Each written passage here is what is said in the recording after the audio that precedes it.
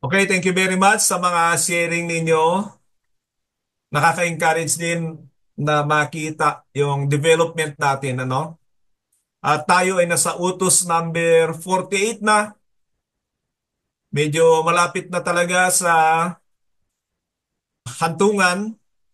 Remember, 70 utos ito, so meron pa tayong 22 na utos na pag-uusapan. At hindi ko matandaan kung kailan ako nag-isip na talagang dapat ay gawin na ito na parang sa leader o kaya ay sa mga nagmamature na. May mga ilang video na kailangan kong iwanan yung dating nasa libro. But anyway, dito sa ating pinag-uusapan ay isa sa mga obserbasyon ko ay siguro ay kailangan na mag-start ng mga grupo, mga discipleship group nyo. Yung mga iba ay meron na at diyan ay makikita nyo na hindi ito tungkol sa galing. Tungkol ito sa kapakumbabaan natin. Kung ito ay sa Panginoon, otherwise later on ay makita nyo na mawawala talaga yung grupo. Anyway, meron po akong karagdagang i-share sa inyo to encourage you na gamitin ang mga batas ni Kristo dito sa aklat ng Matthew chapter 5. Gamitin ko itong 17 to 20. Matthew chapter 5, 17 to 20. Basahin ko muna po. Do not think that I have come to abolish the law or the prophets. I have not come to abolish them, but to fulfill them. For truly I tell you, until heaven and earth disappear, not the smallest letter nor the least stroke of a pen will by any means disappear from the law until everything is accomplished. Therefore, anyone who sets aside one of the least of these commands and teaches others accordingly will be called least in the kingdom of heaven.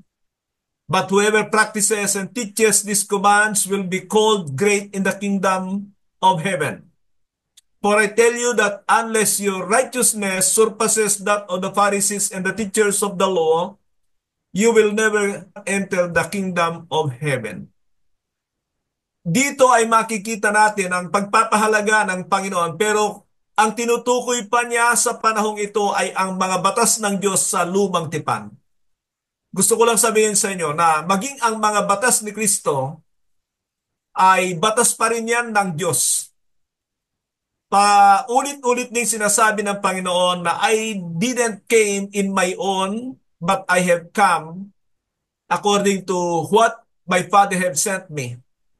Malala ko yung sinabi ng Psalms chapter 2 verse 7 na sinabi ng Panginoon doon, I have installed my king in Zion, I will declare the decrees of the Lord.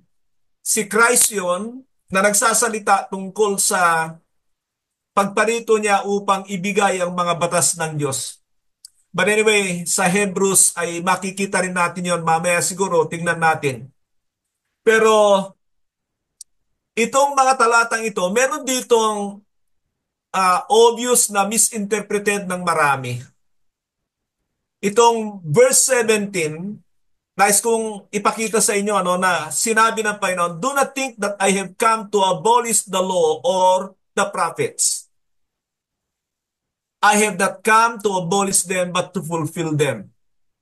Ito po yung one of the most misinterpreted verses in the Bible. The reason na hindi nagpupursigi ang marami na ituro ang mga batas ni Kristo o alamin ang mga batas ni Kristo sapagkat parang dito ay ang Panginoon mismo ang nagsasalita na hindi niya ina-abolish ang kautusan. Pero lagi nating tandaan na ang Biblia ay hindi po kontra-kontra at mamaya ipapakita ko po sa inyo at ipapakita ko rin sa inyo na tulad ng sabi ko, ito ay misinterpreted na talata.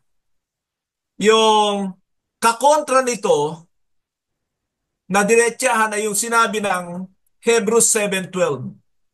For when there is a change of the priesthood, there must also be a change of the law. At alam natin na nagpalit na ng pagkasaserdote, tayo ay nasa ilalim na ng priesthood ni Christ at kasama siyempre noon ang bagong batas. So makita natin kaagad yung contradiction. Pero ito kasi ay hindi nila tinitignan by context. Yun ang problema. Hindi nila inaalam na meron pang karugtong ito. By the way, mga kapatid, marami sa inyo rito ay estudyante ng hermeneutics at nais ko na rin sabihin ito. Alam ba ninyo na may mga talata sa Biblia na kapag ka hindi kinukumpleto ay mamamali ang interpretasyon. Maalala ko yung nasaklat ng unang Korinto 15, 1 Corinthians 15. Tingnan niyo ito na ito ang sabi, kung hindi ako nagkakamali ay sa verse 19. Yan, verse 19 sabi niya, if only for this life we have hope in Christ, we are of all people most to be pitied. Ano sinasabi ni Pablo rito? Kung sa buhay na ito ang pag-asa natin ay si Kristo, tayo na ang pinakakawawa, pinakahabag na tao. Tingnan nyo, kapag hindi nyo kukunin sa konteksto, ay makikita nyo na tayo na ang pinakakawawang tao. Dahil si Kristo ang pag-asa natin. Pero sa karugtong sabi niya, but Christ has indeed been raised from the dead. Yun ang nagpabago doon. Kung si Kristo na hindi muling nabuhay ang ibig niya sabihin, yun ang pag-asa natin, wala tayo ng pinakakawawa. But Christ has indeed raised from the dead. At yun yung nagpapabago sa ibig niya sabihin. By context ay napakahalaga. At matututunan niyo yan sa hermeneutics. Malala ko yung sinabi ng Biblia na there is no God. Siguro pag nakita yun ng mga Muslim ay ipapakita nila na sinabi ng Biblia na walang Diyos. Pero ang nauna doon ay yung sinabi niya na the fool says in his heart, there is no God. So meron pong nauuna at yun ang tinatawag na konteksto. Now, dahil iniisip ko nga na kayo ay papunta na sa pagiging leader, nasa 48 na tayo na utos, so kailangan din bigyan kayo ng mga ilang insights na kaugnay sa leadership. So, sabi niya sa 18, Matthew 5:18, but truly I tell you, until heaven and earth disappear, not the smallest letter, nor the least stroke of a pen will by any means disappear from the law until everything is fulfilled or accomplished. Dito natin makikita na ang ibig sabihin na I didn't came to abolish the law, but to fulfill them, ay makikita natin na ito yung mga nakahula tungkol sa Panginoon ang tinutukoy niya. At hindi maari na mawala ang mga nakasulat na yon hanggat hindi niya natutupad. Yung salitang until everything is fulfilled, yun ang pinaka-susi doon. Until merong hangganan na hindi na-abolish yung kautusan. Dahil later on ay alam natin na wala na tayo sa ilalim ng kautusan, we are not under the law. Tingnan nyo, kung ang tagapagturo ay hindi niya malinaw na maibigay yung mga ganito, kahit sinasabi niya na we are not under the law but under grace, makikita nyo na doon ay magkahalo-halo later on yung kanyang sinasabi. So anybody who do not teaches the commands of Christ and then claim to be under grace, medyo nakakapagduda. Because being under grace is under the law of Christ. Hindi under the law of Moses. Ang kalimitan tinutukoy na we are not under the law of Moses yan. Old Covenant yan. Pero in the New Covenant, malinaw na meron tayong bagong batas, mga batas ni Kristo, at ang trabaho niya nung naparito siya ay to fulfill the law. Law about Him. Yung mga nakasulat sa kautusan. Yung mga nakahula tungkol sa Kanya. Kaya meron yung hangganan. Alam niyo ba na meron ding sinabi ang Biblia tungkol sa mga anak ni Maria? Sa Matthew 1:25 ay sinabi doon, at hindi ginalaw ni Jose si Maria hanggat hindi maipanganak ang sanggol na lalaki na tinawag nga niyang Jesus. Ibig sabihin mga kapatid, hindi nanatiling birhen si Maria. Ang hangganan ng kanyang pagiging birhen na hindi ginalaw ni Jose ay hanggat hindi maipanganak ang kanyang anak na si Kristo, si Jesus. Kaya may mga kapatid ang Panginoon at dinideny yan ng mga Roman Catholic because they think that Mary continue to be a virgin. Pero mga hangganan yun. Katulad nito na yung mga nakasulat na kautusan na naihula tungkol sa Panginoon ay meron ding hangganan until everything is fulfilled or accomplished. Pero ito ay parang background lang ng nais ko ipakita sa inyo. Sabi ng Panginoon sa 19, therefore, anyone who sets aside one of the least of these commands and teaches others accordingly will be called least in the kingdom of heaven. But whoever practices and teaches this command will be called great in the kingdom of heaven. Dito ang kausap pa ng Panginoon ay mga Hudyo. So it is up na talagang ituro niya yung tungkol sa kautusan. Papatayin siya pag ang tinuturo niya ay ibang batas. Hindi pa niya pwedeng ituro yon. Yung mga ibang batas. Pero makikita niyo mga kapatid na nagbibigay din siya ng mga batas. Hindi natin may tatatwa yun, lalo na rito sa chapter 5 ng Matthew. Pero pansinin niyo ito mga kapatid, ang nais kong makita nyo rito ay tungkol sa kadakilaan ng mga nagtuturo ng mga kautusan ni Moises. Na ang punto ko ay kung merong kautusan ang Panginoon na sinabi niya, go and make disciples, baptizing them in the name of the Father, the Son, and the Holy Spirit, and teaching them to obey all that I have commanded you, ay nangangahulugan na ito ay para na sa mga iba't ibang bansa. Go and make disciples of all nations. So, ang nais kong makita nyo mga kapatid ay yung kadakilaan na dadalhin nito sa atin. Ano nga ba kaya ang mangyayari? Sa ngayon mga kapatid, tingnan nyo, may pastor ko akong ipinasok dito. Akala niya yung mga kaganapan dito ay yung parang masaya,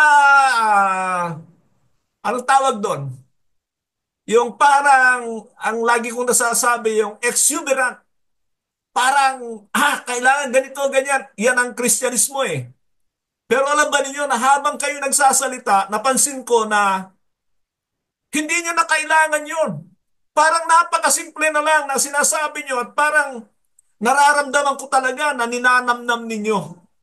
And I love that. Hindi kailangan dito yung parang gusto mong ipakita na buhay ka. Ang katotohanan ang nagbibigay ng buhay. Kaya mas natutuwa ako sa mga ganon.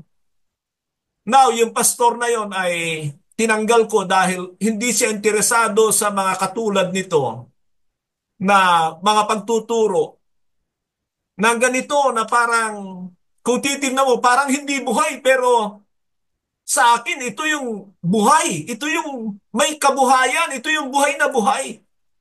Dahil unti-unti ay nakikita ng marami ang kanilang sarili at naisasalamin nila sa salita ng Panginoon, yung command ni Christ ay nabibigyan ng halaga sa kanilang mga buhay.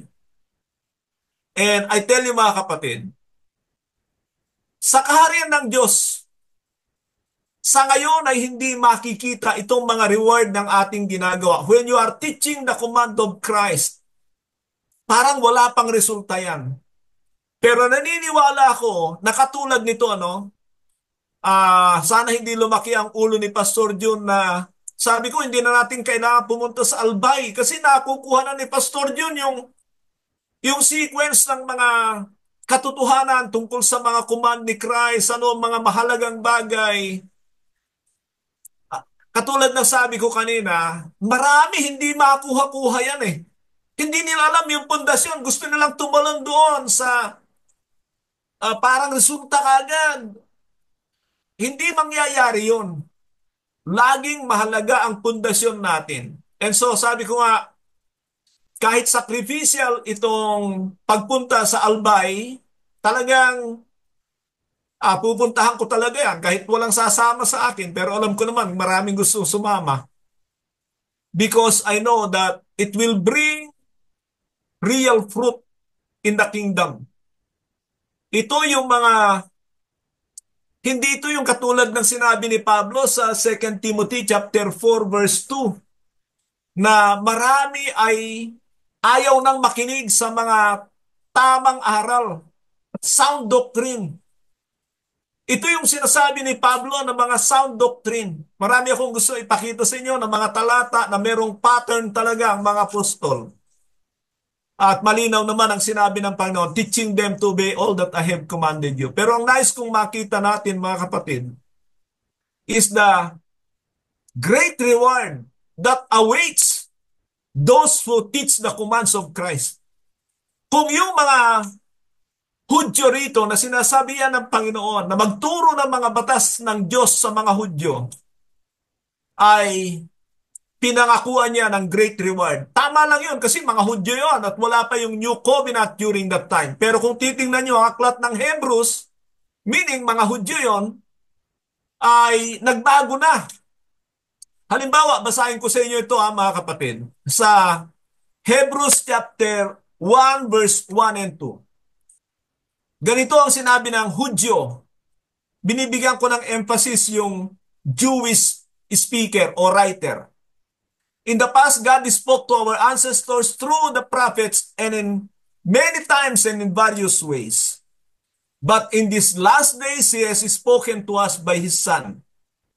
So itong Jewish writer na ito ay inaamin niya na meron na talagang bagong tagapagsalita. At ito ay ang anak ng Diyos. That means naunawaan niya ang Old Testament. Naunawaan niya, malinaw sa kanya na merong new covenant lawgiver. Nagpasimula yan doon pa lang sa Deuteronomy 18 na sinabihan si Moises, Moises, magbibigay ako sa kanila ng lalaki na magbibigay ng aking mga batas. Pinangako na yon at binanggit yan ni Pedro sa chapter 3, verse 19 and 20. Pero meron pa siyang sinabi rito, no, na kaugnay sa mga batas ni Kristo. Sa chapter 2 ng Hebrews, verse 1, we must pay careful attention therefore to what we have heard so that we do not drift away. Ano sinasabi niya?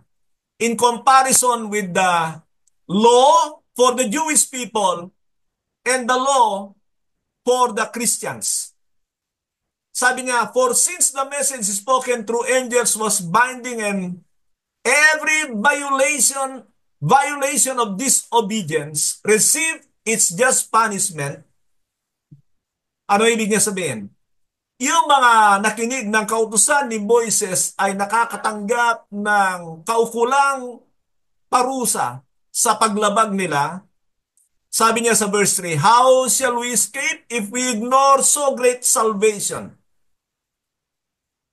Ano ibig sabihin yan?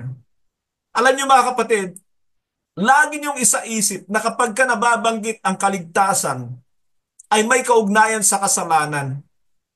Hindi may kaugnayan sa nandun na ang pangalan sa aklat ng buhay, nandun na sila sa walang hanggan. No. Magkakamali talaga ang mga interpreter pag ganyan.